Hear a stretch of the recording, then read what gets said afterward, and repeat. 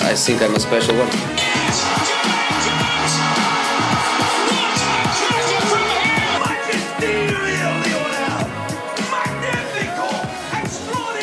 What are we doing? What are we doing? What's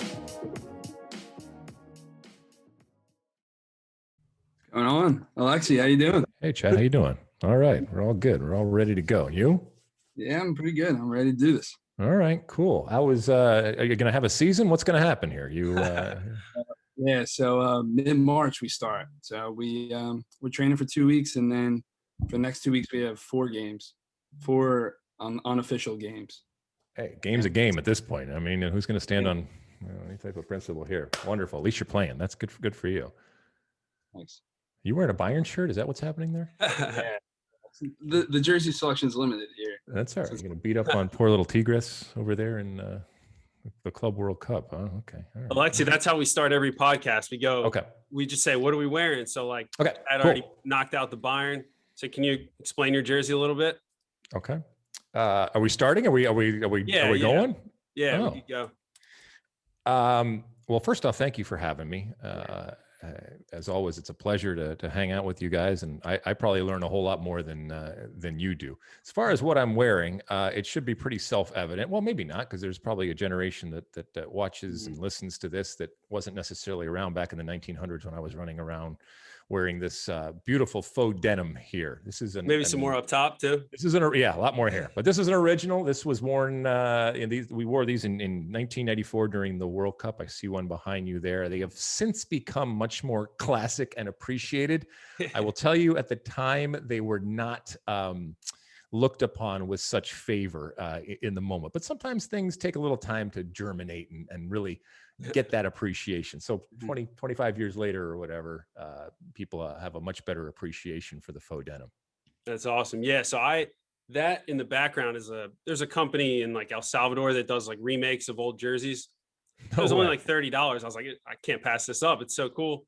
I mean, Adidas has not done anything really with it. And obviously now the U.S. national team, since 1995, it's been with Nike. And so it's kind of hard because you have this iconic jersey, but Adidas is in this place where they can't really do anything with it, even if they wanted to do it. And so, like you said, there's a lot of people that are finding different ways to keep the spirit alive, if you will. I feel like it would be really cool if, 2026 comes around, maybe Nike or whoever has it, then adds like a spin off of it, throws it on the jersey. Oh, I think they kind of have to. I mean, look, it would be an homage, if you will. And I know they're big competitors, and there's probably a whole lot of lawyers that would get involved. But I think ultimately it would be a wonderful way to kind of pay tribute to what happened in 1994. Because, I mean, we walked out. I'll tell you, the first time that we ever saw them as a team was obviously before the World Cup. And I'll never forget walking in.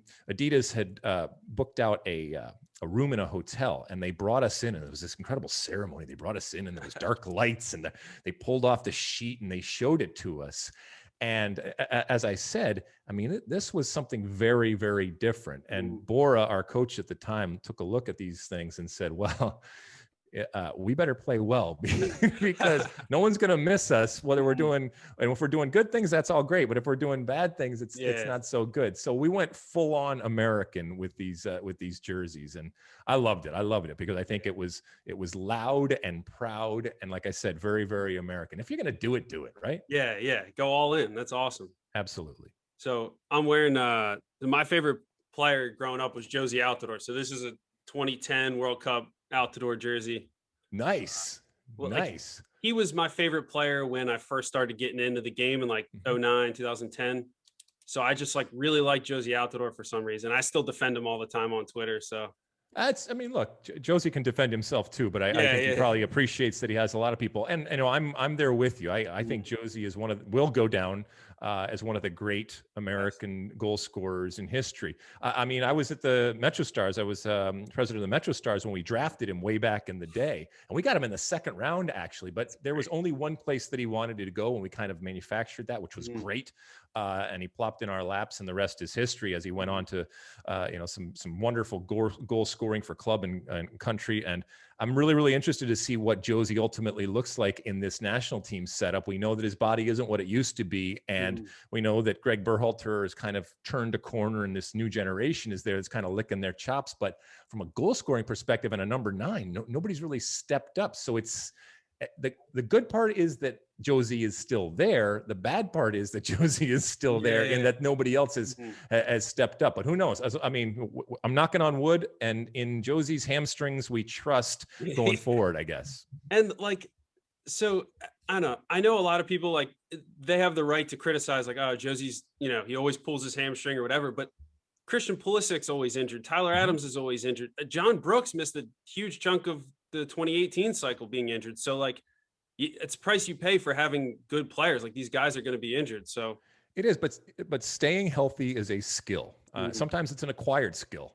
Some players never, ever acquire that skill. And I know when I say that, some people kind of frown and scratch their head. But the reality is that if you're assessing a player, the availability of that player is crucial. Any scouting department will look at amount of games missed. And for a coach, if you have someone who's at this level, okay, consistently, game in and game out, that is more valuable than somebody that is here, or that's here but then misses games and isn't able to compete. So it does matter. I think it is fair to talk about Josie's injury, but you're absolutely right. Christian Pulisic has shown that he has yet to acquire that skill. And as good as some of these players are, when we have that final assessment of them, we can talk about how great they are, but they will get marked down a couple notches if they're not able to find a way to have that body sustain the punishment that it takes and the day in, day out, year in, year out type of grind that's important for a career. It's almost like, I feel like we could get lucky in the sense, like, by the time World Cup qualifying or the World Cup comes around and he just hits a stretch of healthy games, like, none of that matters, and we get prime Josie again, and he's banging. Well, that's the other thing. I also say that form is fallacy in that it doesn't always translate. If you're really, really good at your club, doesn't mean that it translates to the international game. By the way, if you're bad at your club, you can still step into a totally different environment at the national team and be great. So when you're really cooking is when, and you hedge your bets when players are playing well at club, and you hope that it translates. And oftentimes it does. But when it comes to players that are injured, let's be honest. While I would love for these players to do well at their club situation from an American perspective and a national team perspective, we want them to be healthy and there ultimately for the national team to try to get us to that promised land. And if we find, like you said, that moment in time when everything's clicking, they're feeling good, their body's holding up, that's fine as long as it lasts. Yeah. So I had some notes for like later in the episode, but I feel like now is a good time to ask since we're on the topic. Sure, bob and weave. It's okay. You got to adjust. Do you think this is a golden generation for Americans? Because I see a lot of people talking about it, and like, to me, it seems like the start, not a golden generation. To me, seems like one specific time and then it ends. This looks like the start to me. It's funny you asked that because I just got asked that question. I was there's this new thing called Clubhouse, which is out there, and I was doing I guess a Clubhouse or a chat or whatever the hell we're going to call it here. I haven't used it yet. So anyway, so and everybody's trying to figure out what it actually is, and I still don't know. I know I'm not probably using it correctly, but that was one of the questions and one of the discussions that we had, because there is this talk that this is this golden generation. The problem with if it's a golden generation is that it will come and go. As momentous and important as it may be, it will come and go. I tend to think maybe a little bit of what you're saying. I think that this is the fruits of labors that have come before. And so anytime you're talking about development, it doesn't happen right away. You plant that seed, it grows into something, and you nurture it. And in time, you hope that it comes to fruition. It doesn't always happen, but when it does, it takes time and patience to be able to do that. And I think that we're seeing the fruits of all of those labors that have come before in terms of player development. I'm not just talking about MLS academies or just specific MLS. It's just the men and women that work each day. You say you coach everyone that's working to help these young players be the best versions of themselves. And I think we're seeing a lot of that right now. Maybe the pandemic is, in a strange way, for lack of a better word, helped, but you make lemonade out of lemons and you use what's at your disposal. Because who knows if this would have happened, but there's a credibility right now and a value being put on American players that's wonderful to see. And I don't think that it's just momentary. I do think that it will last. And I do think, as I said, it's not just a golden generation. By the way, we've had very good players, great players in the past. It's not as if we haven't had it. It's just the sheer amount, the depth that we have, and therefore the competition, and of course where these players are ultimately playing. It's great. Yeah, and like when you say that, like people say, "Oh, we have Serginho Dest at Barcelona or Pulisic at Chelsea." We've had good, really, really good players at big clubs before and playing at high levels before. I think this is just the start of those players being in those environments like consistently. I hope so, and I hope it translates into a better national team for Greg Berhalter. Doesn't always. The resumes don't play. That whistle blows, and then you got to be able to do it. Yep. And I think Greg Berhalter's biggest challenge is with all of this talent. And look, it's as Tata Martino would say, these are champagne problems, right? But it's still going to be a skill and a challenge to find out what that best collection is, because the national team isn't about the best players. It's about the best collection of players. And he's got to figure that out. Now, he's working from a group that's very, very good. And all of his predecessors, when it comes to the national team, would love to have had these problems that he has on his hands right now in terms of picking. Yeah. You brought up a good point a couple minutes ago when you said like the fruits of the labor that we've been doing for years. I know you've reffed like youth soccer, I think. Sure. And I think part of American soccer growing is just generations getting involved, right? So you grow up playing and then you ref. I don't know if your kids play or whatever, but like I grew up playing, but my dad didn't. But then if I have kids or whatever, they're going to play or they'll be soccer fans. They'll grow up in a soccer household.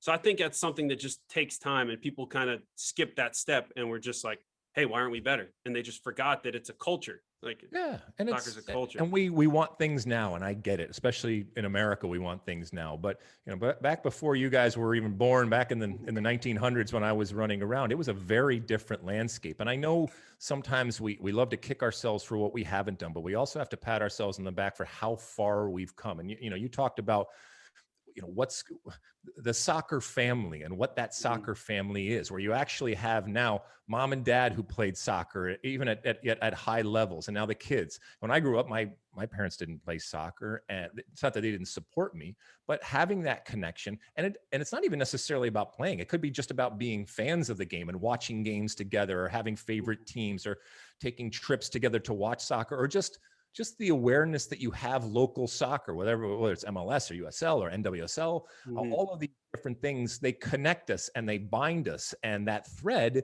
is the game. And that thread is getting longer and stronger. And that tent of soccer continues to get bigger, and more people come in it. And it's generational now. You're passing it down to your children, this love of the game, either playing it or watching it or both. And that's important, because now you're cooking. That's an actual culture. Yeah, that's a good way to put it. And I know a lot of people criticize MLS, like promotion relegation, or they're not real clubs. Like, I think a lot of that stuff's crap. But like, you just give people time to like get your generations involved. Like, my family's a huge Philadelphia Eagles fan. Sure. That's because my grandfather grew up, watching the Eagles, taking my dad to games. My dad took me to games. So like, I might still do that with the Eagles, but it'll be the same thing with the Philadelphia Union. Right. And maybe supporting local teams like Atlantic City FC or something like that as well. So, so you mentioned my children. So they do play AYSO. They're not going to be soccer stars or anything like that, but they still have soccer in them, and they look at soccer just like any other sport. And that's some of the transition that we're seeing right now in terms of the credibility and that palette that people have when it comes to their professional sports. They don't look at soccer, whether it's men's or women's, MLS, NWSL, any differently than they do other professional sports. And so even if my kids don't necessarily go on to play at any level, they're still appreciative and respectful of the game, and they don't look at it any differently than any other sport. And that's taken a long time, to be quite honest, to get to that point. Soccer was always another sport and at another level, and looked on almost separately. And when we talk about the major sports, it was always the four major sports, and that's changed significantly right now.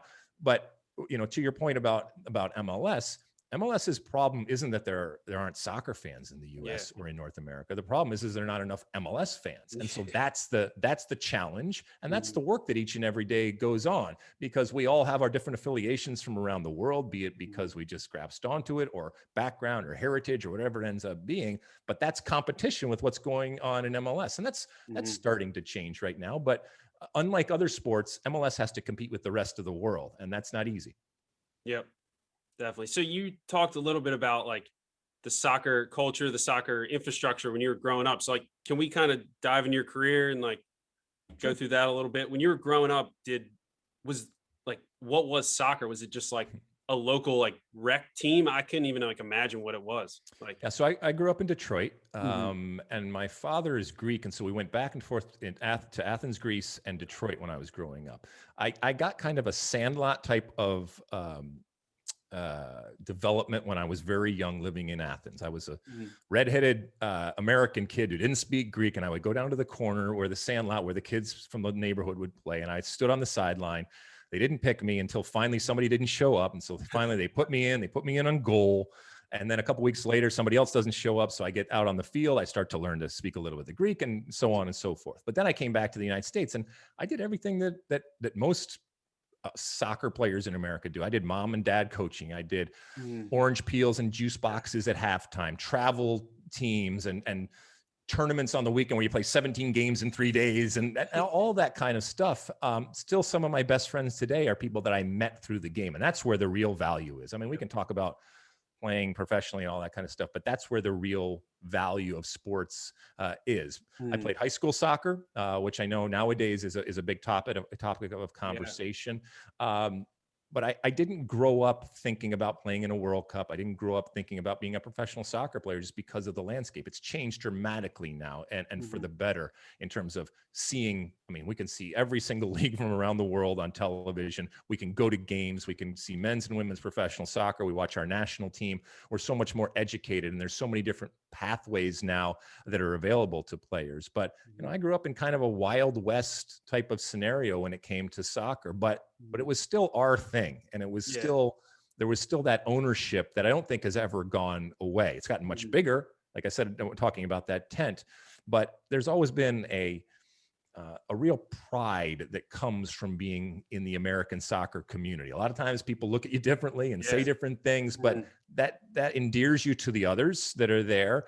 And it makes you, it's like Cosa Nostra. It's our thing. Okay. And people can scream and yell at each other inside.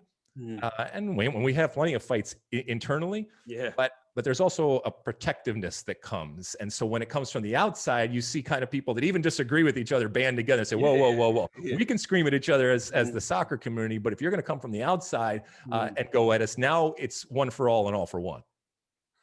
So did you, like when you when you played a little bit in Greece and then back to the US, were you like one of the better players on your local team? Is that kind of how you got to college? Like what was the path at that point?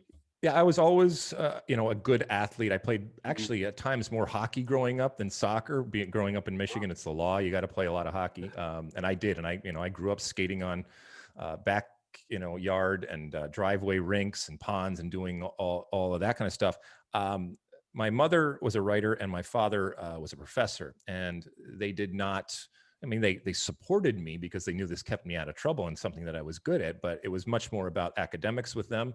But they remained, like I said, very supportive and very proud of what I did. As I said, I graduated to kind of play with travel teams and select teams and that kind of stuff, and did very well from a high school perspective and from a club perspective. I thought that I knew that I wanted to try to play Division I college soccer. Just because you want to do something doesn't mean that you're able to do it. I applied to a lot of places. I got rejected at a lot of places. And Rutgers took pity on me, I guess. I had never been to Rutgers University, let alone to the state of New Jersey in my life. But they said, we can invite you to preseason and we can get you into the agriculture school. Now, I grew up in Michigan, but I did not grow up on a farm, but it was the best thing I had going. And so I took it. And it was also one of the best decisions I ever made. but it was the completely wrong way to pick a college. Awesome. If you're fortunate enough to be able to go to college, you should do a whole lot more research and understanding. But I had nothing else, and it worked out okay. That's cool. It's crazy that like, you play in World Cups and like professional player, and like you don't even know if you could go play Division I. It's just like, yeah, I had no idea. I showed up, and the coach said, well, we're going through kind of a rebuilding year. Have you ever played defense? And I completely lied and said, oh, yeah, I played defense. And I ended up starting as sweeper and becoming an All-American as a freshman for a team. And once again, timing in life is everything. They were going through this transition where there were spaces, and they had graduated a bunch of people. And you see an opportunity, just grab a hold of it, and, fake it till you make it sometimes. And I did. What it did do, though, was put me in a situation where, even though I didn't know a whole lot about Rutgers or New Jersey, I did know that that was a good program, a soccer program. And so I was competing against much higher quality competition, both internally in the team and who we were playing. We're playing against UCLA. And so it ratcheted up the soccer for me. And I just, I ate it up. I loved it and had a wonderful, wonderful time. And it also propelled me to a national stage to be seen by the national teams, which is ultimately what ended up happening. Yeah. So that's like also crazy for me, growing up. Cause like as I was growing up, we had most of the current soccer structures like already in place, but so you perform in college, like how do you get to the national team? And didn't the national team play like no one was really on a club team? You just kind of like traveled and played together? Like, yeah. So I graduated, I guess you could say I graduated from collegiate soccer to the national team in the form of the Olympic team. So I played in the 92 Olympics. And back then, nowadays you can take 3 overage players. Back then it was all under 23. So if you look at that 92 Olympic team, there's a core of us that went through that whole qualifying process and then played in the Olympics in 92 in Barcelona, that then matriculated to the full national team. And so it was kind of, it was this incubator for talent. Myself, Kobe Jones, Brad Friedel, Mike Lapper, Claudio Reyna, the list goes on and on and on. And which is why, by the way, the Olympics, I think this year are really, really important for Jason Kreis and for the full national team.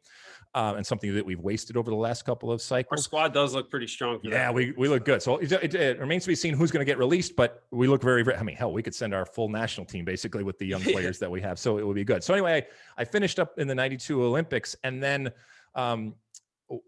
for 2 years, we basically lived and trained in Southern California as the national team, preparing for the World Cup in 94. Keep in mind, since we're hosting it, we didn't have to qualify for it. So we knew we were going to be there no matter what. But our coach and our federation knew that most of us that were going to make up this team didn't have club situations that we could fall back on. And so we trained twice a day. All we did was play internationals. That's just why, if you look at my generation, a lot of us have a lot of caps, because for 2 years, we basically just traveled around and played international games. But the weird thing is that in 94, when myself and guys like Kobe Jones stepped on the field, we stepped on the field with incredible international experience, but not a single one of us had been on the books of a club situation. Usually, you come up through the youth system, you go to a club team, the national team recognizes you because you're doing what a club, you get invited to the national team, then you do well. And we did it completely backwards, in that we went right to the international game, which prepared us for the World Cup. But after the World Cup, when I went to Italy and guys went different places, it was my first time being in a club type of situation where you're signed to a club, you're living day in, day in a community and playing for that club team. So just a very different way than what happens nowadays for players. Yeah. So I almost think, like, maybe this is just how things go, but it's almost like because you guys had success with that international team only focus, and then you kind of saw it with the IMG or Bradenton with like Landon Donovan and his guys. It's almost like it was just develop like a certain base of like really good players. And now you see with the MLS academies and everything, like it's club focused. It's like, get these guys at the best club teams and like kind of deal with the national team later, like get us the talent first. And but it was out of necessity at the time. And look, what's the biggest challenge for any national team coach? Time. You just don't have time with the players. And so this was a gift. This was 2 years basically where we're training in essence as a club team, but for a World Cup. So that was a tremendous advantage. And I guarantee we would not have had the success that we had in 94 had we not had that type of experience. But then you evolve, and that that couldn't be done in present day. It was necessary, and we were able to do it in that moment.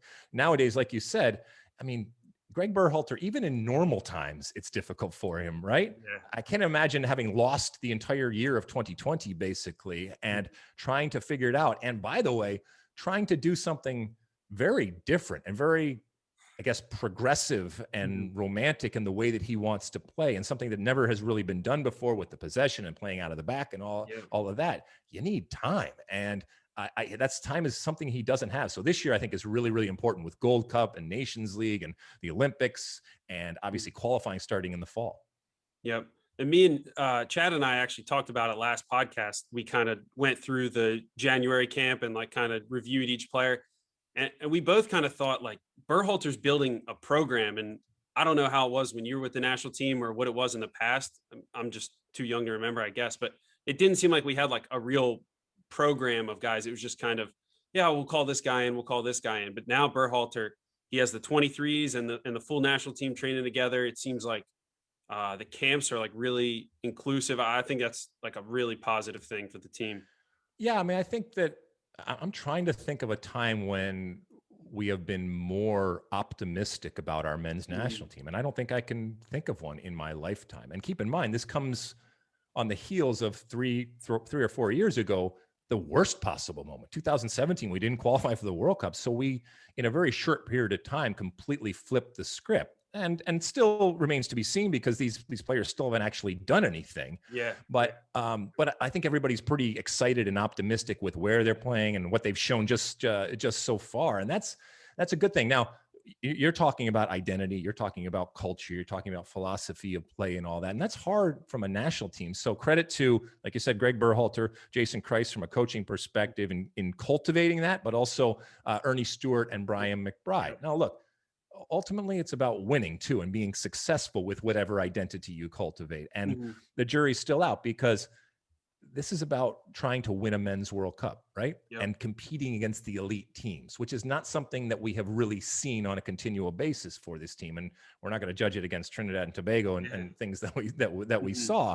And so I'll be interested to see ultimately what this team looks like when it really gets down to it. And we're playing meaningful games, and we're playing games against teams that are either to our level or, more importantly, better than us. And then what do we ultimately look like? And then what does Christian Pulisic look like, or Tyler Adams, or, go down the line, Dest, when the resumes don't matter anymore? Now you're on the field and you're playing a team that isn't scared of you.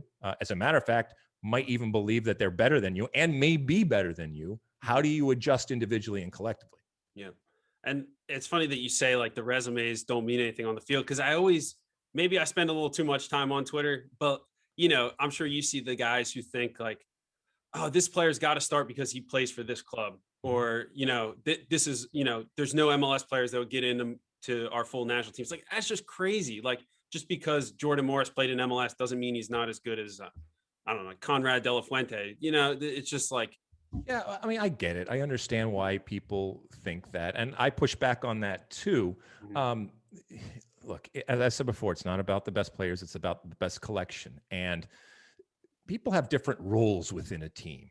And the role that you have within your club situation may be very different than what Greg Berhalter wants you to do. Yep. And you may or may not be able to adjust. I mean, we saw the other day,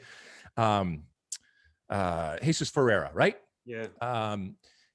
And Greg Berhalter is very, very honest that he and his staff see him playing a position that's very different than the staff that FC Dallas has. And that's okay. It's okay but it means that player has to adjust. Yeah. And maybe a player can't adjust, or maybe I think what we're going to have to do as an American soccer community is wrap our minds around the fact that there may be some good, maybe even some great players that just don't fit. And you know what? That's okay. It doesn't make them any less great. The national team is wonderful. And if you are able to adjust and be flexible, then it makes you that much more valuable. But some players aren't. And it doesn't mean that they're not great. It just means that for what the national team needs, it's just not going to work. And I think one of the mistakes I think we've made as a national team over the years is to try to be too much and try to be everything to everybody, as opposed to saying, this is how we're going to play. And this is, I think, what Greg Berhalter is doing, basically saying, this is how we're going to play. And if you can do that, great. I don't care what your resume is, you'll get the benefit of the doubt. Usually I think the European players, and that's not totally unfair, but I think they'll get the benefit of the doubt. But then you got to do the job. But if he sees someone that's playing at MLS or USL or somewhere around the world that isn't quote unquote a big league that can do the job, I want that. When you look at, the list goes on and on. Frankie Haydock, Landon Donovan, DeMarcus Beasley, Brian McBride, these players that were playing in quote unquote inferior leagues, playing over in MLS that starred in World Cups. Yeah. It's kicking the ball. It's the same thing. Now you hedge your bets with a lot of these players where they play, and they're very good, talented players. And I don't think a lot of them aren't going to make the team. Yeah. But if it happens, don't be surprised, and it's not a big deal. And some of those big names might, when it really gets down to it, I guarantee we're going to see some bigger names with big resumes that choke or don't do the job, and we're going to see some lesser names with much lesser resumes that step up to the occasion. It's just kind of how the world and life works. I feel like that's how international soccer works. I mean, you see like some world-class players don't even play. Like Karim Benzema didn't even make the 2018 roster for France. I mean, like guys get left out. Messi looks very different when he plays for Argentina. He's still a great player, but he looks very, very different. And it's a very different situation. And some of these players, for example, Serginho Dest, he might be in a strange way taking a step, I don't want to say down, but let's say down or even sideways. And so he's going to have to adjust, because what he can do when he's at Barcelona may be very, very different than what he can do when he's playing a qualifier against Costa Rica away in San Jose. Yeah, definitely. So back to your playing a little bit in the 94 World Cup, obviously you guys seemed prepared and you guys like came in like pretty hot, but was there pressure because you were the home team? And kind of funny, was there pressure because you were kind of like this icon, with the hair and kind of the beast defender? There was definitely pressure as the home team. You don't want to be the first home team that doesn't get out of the group. And so it was made very, very clear to us that every host nation had gotten out of its group in World Cup play. And, there's a responsibility. This was all eyes on us. We recognized the opportunity and we didn't want to waste the opportunity. So that was our initial goal. And obviously we achieved that. And that was incredibly satisfying to be able to do that. Yeah. The individual part, look, I looked at it as an opportunity. I looked at it as the ultimate stage. The reason why I'm talking to you today is because of the summer of 1994. It changed my life forever. I lived the power of a World Cup, provided me with all sorts of opportunities on and off the field. And I milked it up and I burned it at both ends. And like I said, milked it for all it was worth. I had a blast doing it. I knew exactly what I was doing. I recognized that the aesthetic, the performance aspect of it, the stage, how you say things is important as what you say, all that kind of stuff, the hair, all that. I was comfortable with it and it was genuine and authentic, but I also recognized that I've always considered myself to be in the entertainment business. And there's no bigger stage than the World Cup to get up and entertain. That's awesome. And like the fact, just to have the confidence to like kind of be yourself or do what you want to do is pretty cool.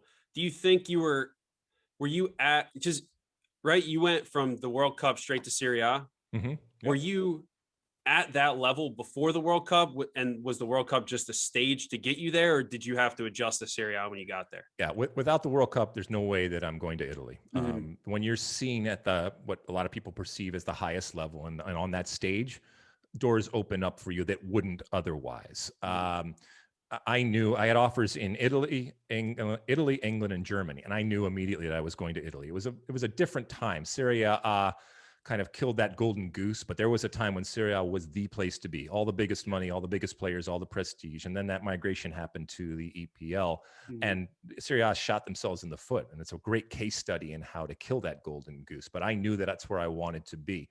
I went to a very small team, which the only goal we had was to stay up, not to get relegated. That's how small it was.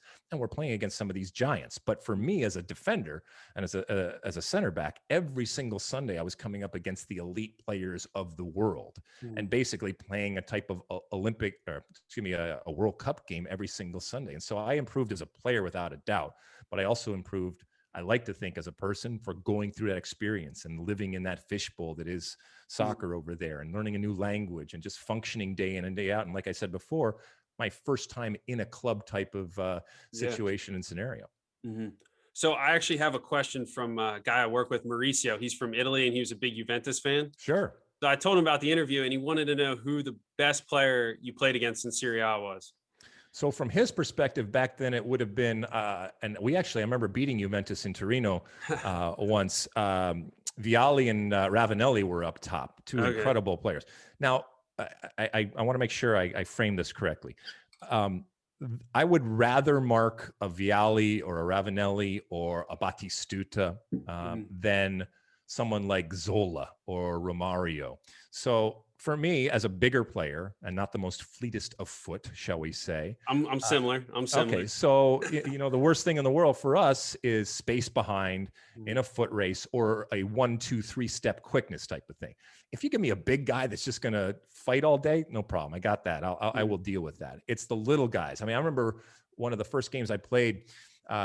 Zola was playing for Parma at the time, and he's 5 foot whatever. But the quickness and his low center of gravity, and he cut once to the near post and I bit like a fish and went there, and he cut back to the back post and just tucked one in on the doorstep there.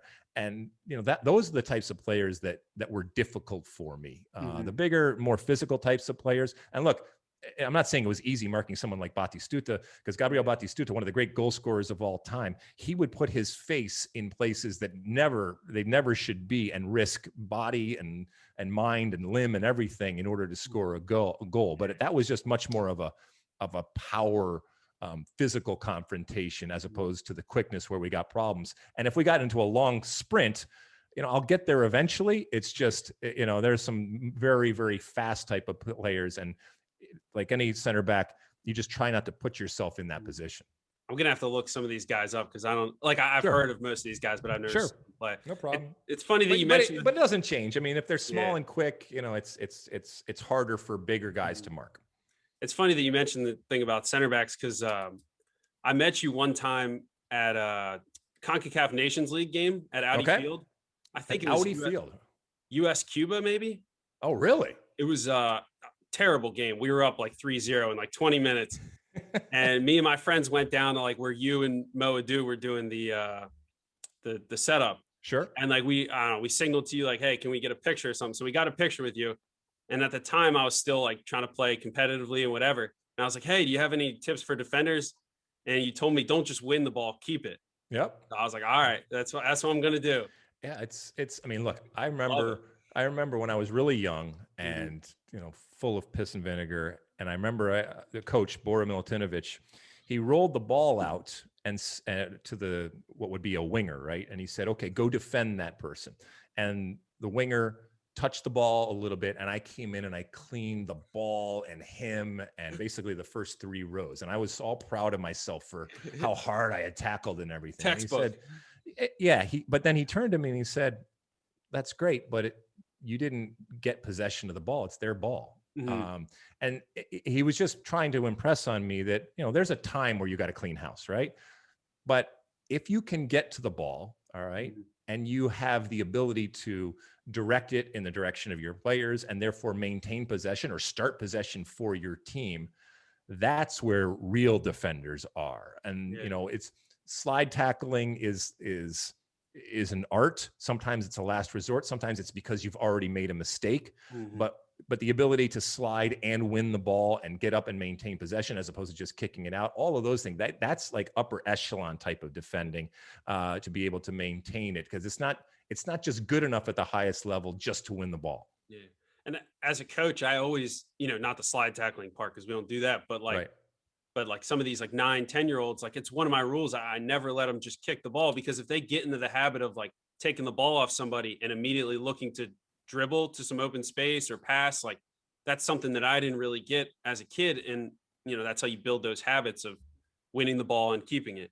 Yeah. And if you are somewhere up the field, you will be given appreciation from those, because for the more skilled, let's say the midfielders and the people that want the ball, if they see that you value the ball and that when you're defending, you put a premium on not just getting to the ball, but keeping it, they will appreciate that because you appreciate the ball, because it's that much more possession, and then therefore more chance for them to actually get on the ball as opposed to when you kick it out of bounds, and it will endear you to them. Hmm. That's awesome. So, if you run out of time, just let me know because I know No, we're good. We're But good. I have a few more.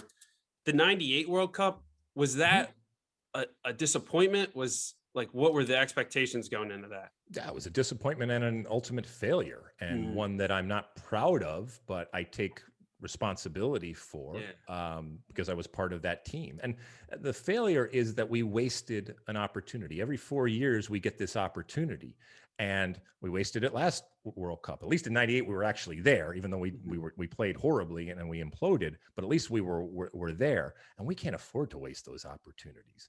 And the most painful part about that is that we were better. We were a better team than in 1994. A lot of us had those experiences that we were talking about. We were much more mature. And I think if we didn't have all of the drama and the problems when it came to dynamics behind the scenes, we could have shown really what the truth was. And that was that we had learned, we had grown, we had evolved, and that we were a better team. But, you also sometimes need a reminder that you can't rest on your laurels, and it's not just going to be given to you. And I think that without a doubt, what happened in 2002 with Bruce Arena Mhm. was a direct result of what happened in 1998. He was able to come in and see where the problem was Mhm. and fix it very, very quickly and set them back on a course that resulted in obviously the best finish that we've ever had at a World Cup. And sometimes that juxtaposition is important. You can see what's not working well, and you can go in and fix it. Obviously, it didn't work for him in Yeah. 2017, but in 2002, I think he, in a strange way, benefited. And maybe, you know what? Sometimes you need to take a step back in order to go 2 steps forward. Yep. And so I don't recommend it, and I wish it hadn't happened, but Mhm. maybe it made us kind of refocus and figure out how to go forward. Yeah. Progress is, I always say, progress is definitely not linear. Like, you don't Nope. just, it's not Nope. just a straight line up. Yep. Um, but yeah, that's cool because I don't, I didn't like, I never watched any of the 1998 games. Mhm. All you hear is, oh, they disappointed. They were good in '94, but you know, sucked in '98. I didn't know that. That's all I've heard. So Yeah. I mean, it's there. There's stories upon stories about that '98 team and the dysfunction that it was, and a lot of it's true. And um, it's. I think it also really highlights the importance of having that group that we've talked about. Okay, it's not making sure that the group is right. It's not just the best players put together. It's not just an all-star team. yeah. You got to have a group that understands the dynamic, understands their roles, has a relationship and hopefully a positive and good relationship with the coaching staff, understands the priorities, understands the responsibilities and the expectations, both individually and of the group. Mhm. And when that's off, and it's a delicate balance sometimes, I mean, you guys have been on teams, that, when it's not working, Mhm. when there are problems, and usually those problems, sometimes you can get through, but ultimately I think it will manifest itself, and usually happens at the worst possible time. Yeah. And that's exactly what it did. When it decides to implode or explode, it usually happens when you can least afford it, and that's Mhm. exactly what happened. Yeah. That would have, like, if like you said, 2002 happened because 1998 had to happen. But if '98 is somewhat of a success and 2002 Exactly, you compounds could on build that, on it. that's Yep. And like you said, it's not always linear, and you're Mhm. going to have ups and downs and stuff. And we've since had good and bad World Cups, or not even bad World Cups, but Yeah. where we didn't kind of live up, but at least Mhm. we were going to them, which is why 2018 is still such a monumental and epic type of failure on so many levels. But once again, now we're sitting here talking about as I said, the most optimistic time that I can remember. And so maybe we needed that to happen in Yeah. order to get to where we are right now. I just hope that going forward, we don't have to have such dramatic and devastating types of reminders in order to fix what's wrong, in order to kick ourselves and say, hey, we can't let this get out of hand, and just constantly move forward and have, like you said, I know it's hard, but if we can have gradual but Mhm. consistent type of progress, we're all going to be better. I'm hoping our future failures are just like maybe a loss in a friendly There or you something go. like There that. you And go. not That's just fine. That's the reminder we need. total cycle. Me and Chad were actually like getting notes together. In a couple weeks, we're going to do like a full episode on the 2016-17 like World Cup qualifying games and like kind of where it went wrong. So I'm not too far into it yet, but I've watched, some of the highlights and like some of the players that were in and out of that cycle. And it's just, to me, it seemed like we didn't find the answers before qualifying started. That's kind of yeah. where, I mean, and there were, I'm sure, problems in that group that manifested, and an attitude. And look, I know it's Trinidad and Tobago, but if you talk to those players, that was the most important game of their lives. Okay, they weren't going to the World Cup, but this was the United States coming into their home. And they took it seriously. And I'm not saying that the U.S. didn't take it seriously, but it's still, I mean, still to this day, I shake my head at how that ultimately happened. I remember being in the sense. Like, oh my God, I remember being in the bar with Rob Stone, and we were watching, and we had somebody at the computer in the bar, literally the computer on the bar, that was giving us real-time updates of what was happening around. And, he was shouting out, if this holds, this is the scenario. If this holds, this scenario. And we got to the point where it was like, if this holds, this is what's happening. And just deathly quiet. And then obviously the whistle blew, and there you're not going to a World Cup. And from an American perspective, it's inconceivable, having qualified since 1990, right, to not have that happen. But it's also, to this group that we've talked about, a reminder.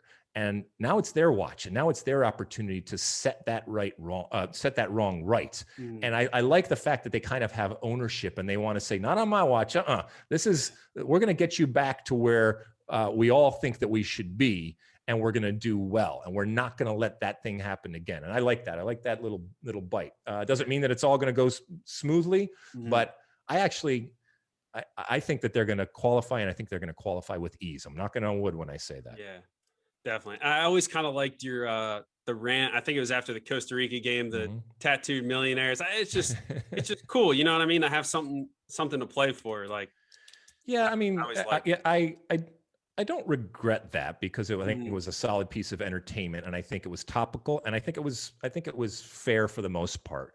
But it was also very emotional and passionate. That's what soccer should be. Like, it should be. And look, I have a vested interest, and I want these players to do well. Part of my job is at times to be critical, but to be fair about it. But I also, in my heart, when I see that team on the field, and when that national anthem plays, even though I'm wearing a suit and sitting behind a desk, I still feel something for that. And I want them to do well, and I want them to win games, and I want them to win a World Cup in the same way that I want the women to do it. And it's my country, it's my team. And so the frustration and the anger that this had happened, or that was in the process of happening, because by the way, it hadn't happened yet.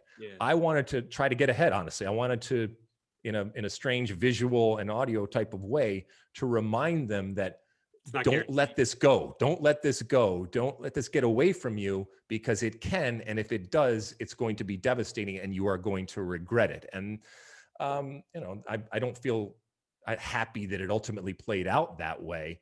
But, I mean, if I can help in any way, kick them in the ass every once in a while, that's fine.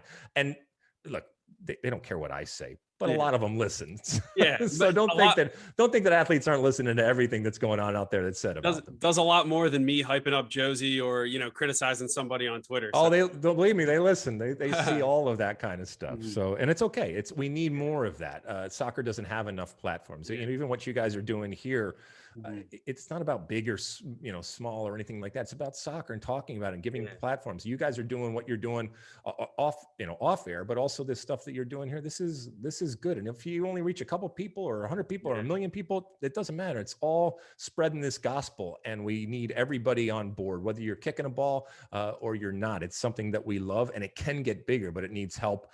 And like I said, if it's a podcast or anything out there, as long as you're helping the game move forward. Yeah, that's awesome. Because I always think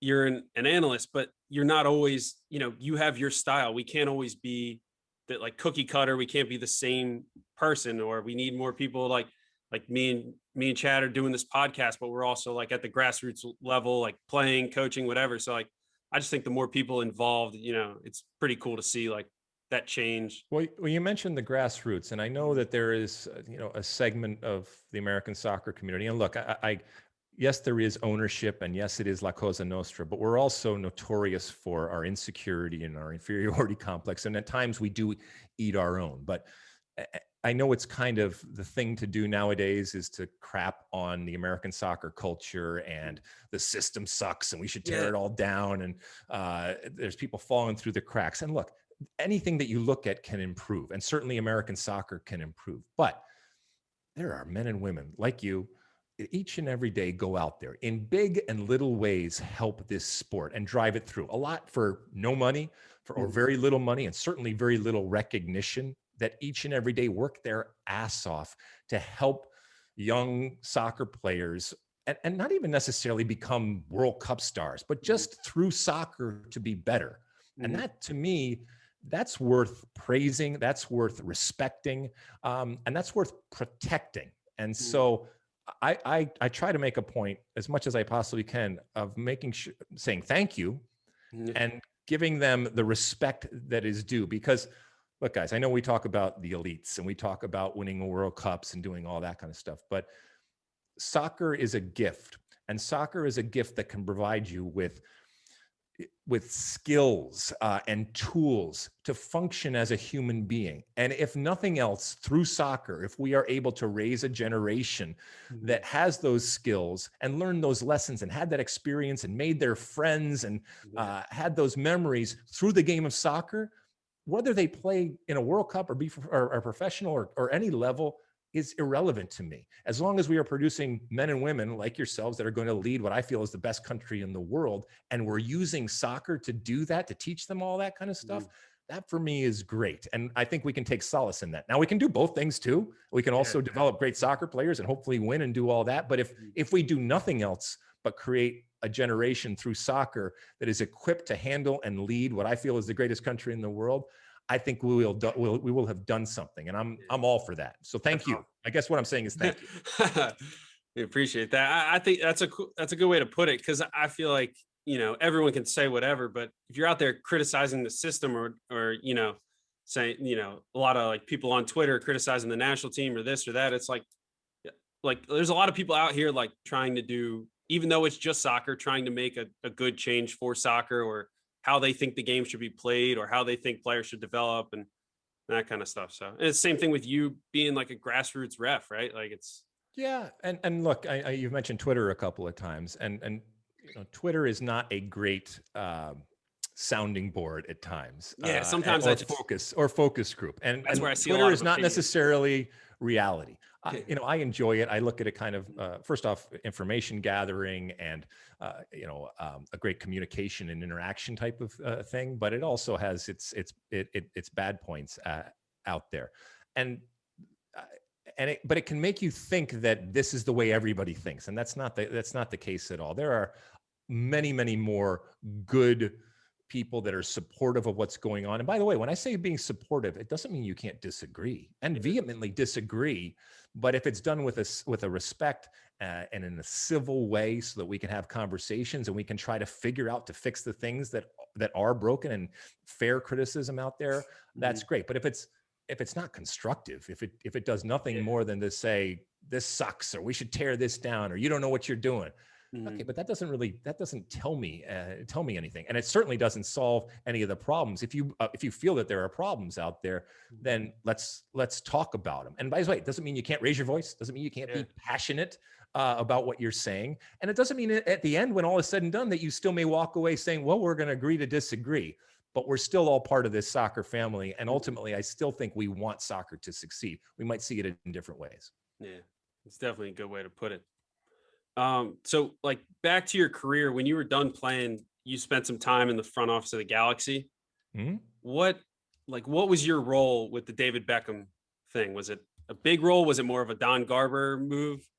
So when I got done with my career, or my career got done with me, because it never ends the way that you want, I tell young players all the time, if you see a jumping off point, look real long and hard because it might not be there when you want it. I was incredibly fortunate to be given opportunities to go into the front offices. And I started up in San Jose with the Earthquakes as the president and general manager there. Then I came to New York with the Metro Stars and then transitioned into the Red Bulls when they bought the team. And then I came back to Los Angeles with the Galaxy. And each experience was unique and different. And I learned so much. I made plenty of mistakes. I was really young, but it exposed me to a side of the sport and the business side of the sport that really, really opened my eyes. Because as a player, oftentimes you're really kind of isolated and insulated from what's going on. And to see these men and women and how hard they work and the realities of our business, and to see how offices function and the dynamics and the teamwork and the communication and the drama and the good and bad of it, that was really, really important to me. And I really learned a whole lot. As far as the LA Galaxy, each one of those stops had a different type of challenge. San Jose was in the process of moving. They ended up being Houston, then obviously came back to San Jose, but they were in the process of moving. That's a very difficult type of room to walk into when that was happening as we were working. Then I went to New York and the sale of the team to the Red Bulls, and we rebranded within a month. And then I came to Los Angeles and the hurricane that was David Beckham. We knew we wanted to do something big, something that was going to forever change not just the Galaxy, but the league. And there's only one person in the world at that time, and still maybe, it's hard pressed to find another person like that. And so we paid him a bunch of money, but also laid out how he could fundamentally change not just soccer and MLS, but his brand in this market. And, we had never been through something like that as an organization or any team in the league. And there's, it is a hurricane and there is collateral damage. And, I got fired, the coach got fired ultimately, but the Galaxy ultimately became that super club in that we used David Beckham so that when people think about Major League Soccer, the first team they think about is the Galaxy. And there's real value to that. And as I said, there were plenty of mistakes made along the way, but in total, it fundamentally changed the way MLS does business and the way MLS is viewed, and certainly how the brand of the LA Galaxy was. And to this day, I don't regret a second of it. It was painful at times and it presented incredible challenges. But ultimately I learned even from the mistakes and even from the difficulties and challenges that we had. That's interesting. I had no idea that, like you said, you were fired from that job. Was it like, obviously you said you wanted the Galaxy to be kind of like the premier club in MLS. Was it almost like you were taking away what you could put, like you could use that money to spend on other talent on the field? Was it like, the short term, did it hurt the long term? Like, no, what happened was my responsibility as the president of the organization was the product on the field and monetizing that product off the field. I got the monetization right. We made a boatload of money. And from a business perspective, ironically, as the player, what I got right was the business part. What I didn't get right was the product on the field, in that the team wasn't good. And so, they had to make changes. And ultimately they did. And Bruce Arena came in and he got them going on a legendary and historic type of run and got it right on the field. But I also learned a lot about,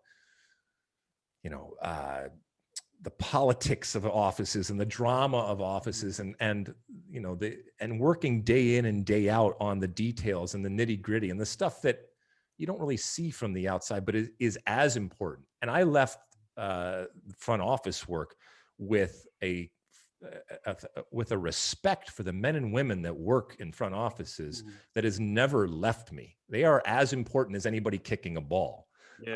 And having that proper coordination and understanding and relationship, it's like a team. You got to have the right people, and they have to have a mutual respect. And one thing I liked to do was to make sure that the players understood the challenges that the front office was going through, and that the front office understood the challenges that the players were going through. And then that mutual respect was there. But like I said, I made plenty of mistakes. I don't regret it.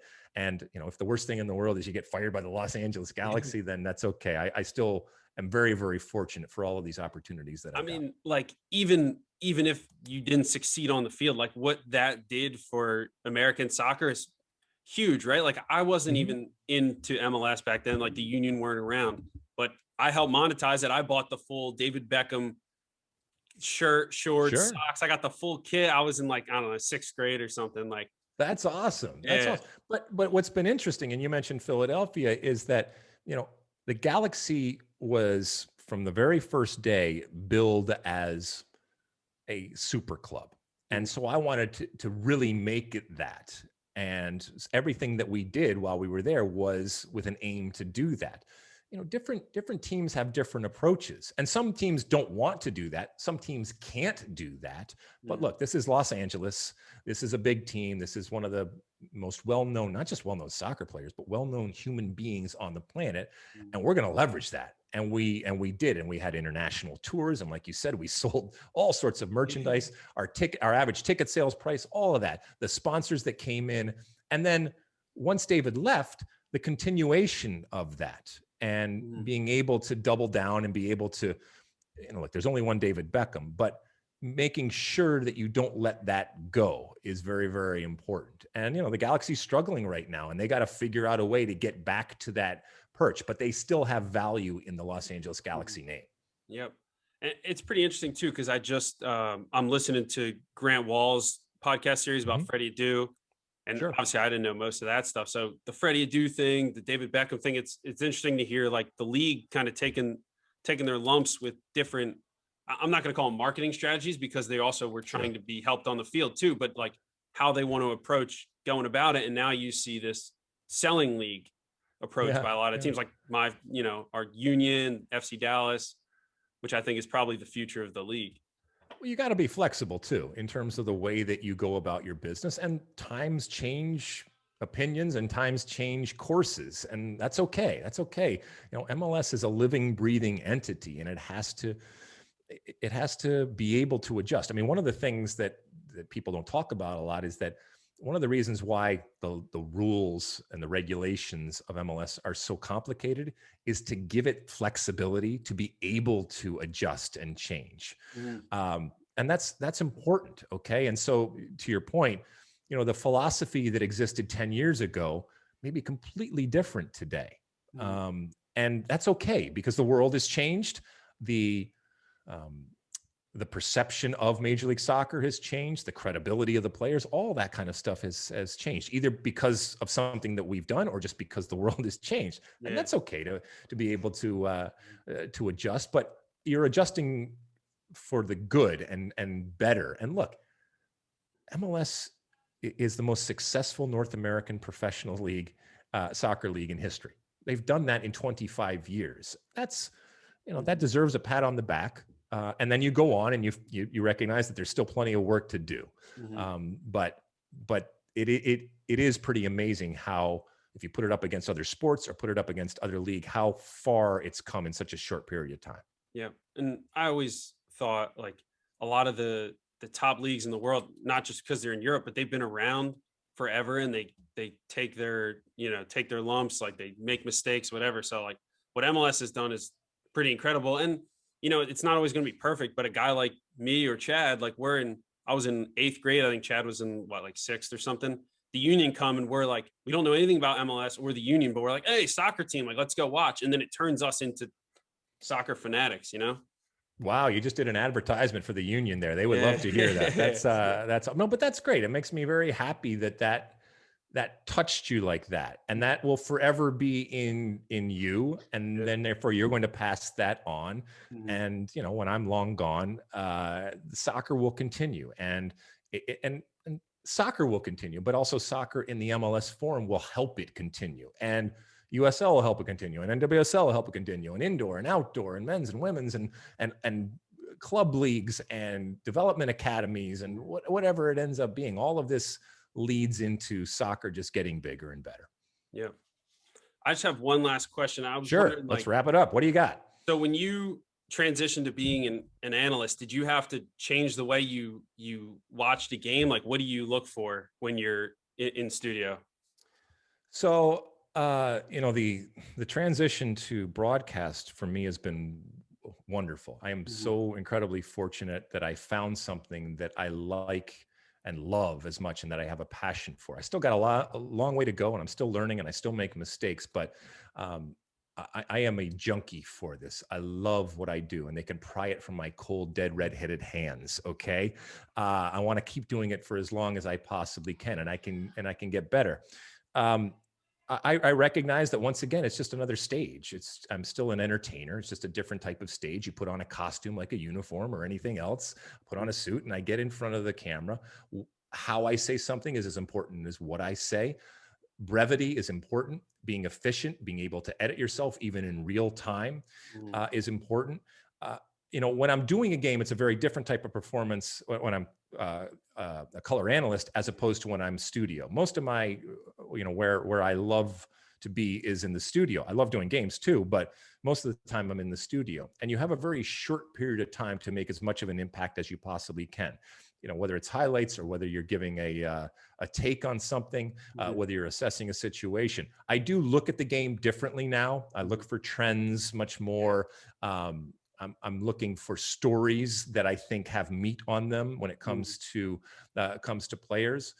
But I still get emotionally attached, and I still get passionate about it, and I still love to see a good game, and I still hate to see a bad game. It gives me more to talk about when there is controversy and people are talking about it. And I just like to think that if you're home watching on your couch, I like to think that you're asking the same questions that I'm asking, or the conversation that I'm having, or the thing that I'm saying. I try to make it relate to you. You don't have to agree with it once again, but if that's what you're talking about on your couch, and I mention that, that's a good thing. But I also recognize that I can't please everybody out there, and there's going to be people that like you, people that don't like you, as long as they watch. Yeah, that's some people, they're so critical of different analysts on like different, they love one broadcast but hate another. It's like, I don't know why people are so critical of, like, everyone's just a different soccer personality. So that's, yeah, I mean, you're never going to please everybody, and you're not everybody's cup of tea, and I recognize that. That's okay, but there's room for all of us, and ultimately, I think that whether it's what you're doing here, I mean, these are performances, and as I said before, it doesn't mean it can't be honest and genuine and authentic. And I see so many people in my industry that are just passing through and waiting for a head coaching job or a front office job or just something else to come along. And you can get away with that for a little bit, but ultimately it will manifest itself in your performance. And I don't want to do that. I want to be surrounded by people that are equally invested in this broadcasting world and want to do a good job and love doing it and are junkies for it. And I guess that applies to anything in life. If you're lucky enough, and I am, to be given the opportunity to do something that you love and to surround yourself with people that are equally invested and are junkies for it, then there's nothing better than that. And like I said, I hope I can do it for as long as I possibly can. But I do pinch myself and tell myself how lucky I am to be able to do it. And I know there's a lot of people out there who would love to take it from me. Yeah. You never thought about being a coach? I didn't. I mean, look, if I love what I do. If I'd be an awesome coach, don't get me wrong, I'd be awesome. And if there came a point in the future where I felt like I needed to do it, I would leave no stone unturned, and I would do anything I possibly could to make that happen. But to like we just talked about, I don't want to go through the motions. And I love doing what I do. I still get excited when the red light turns on, and I still get, in a good way, butterflies. I mean, you're able to harness them and use them as power, but I love that juice and that electricity and that energy that comes from going on and giving a performance. And it doesn't always go off great, but when it does, there's nothing better when you're cooking and when you're talking people and, when you're covering. I've been able to see the world again through the eyes of a broadcaster, and I've been to World Cups and been to Russia and to Brazil, and we're going to go to Qatar and all these different things. It's wonderful. I'm very, very fortunate. That's awesome. I always the World Cup broadcasts are like amazing. It's a great summer, isn't it? Now it's going to be a great fall, I guess. That kind of bugs me a little bit that they moved it, but.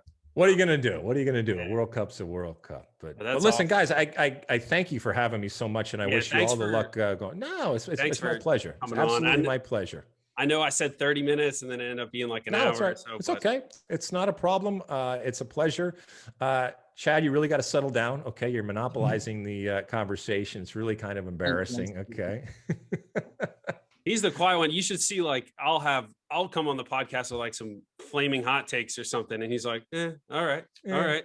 He's the cool one. I'm more of the spaz, I guess. That's all right. That's all right. Well, I appreciate everything that you guys are doing, and let me know when it's out, and let me know if you guys need anything going forward. You got my information, and anything that you need, don't hesitate to ask. And I hope you and your families are doing well and staying safe and sane. And hopefully at some point we can see each other in person again at a stadium or on the road or something like that. So hopefully that happens. That'd be great. Same to you, Alexi. Thanks for hopping on. All right, guys. Good night. Appreciate it. Thank you. See ya. Bye.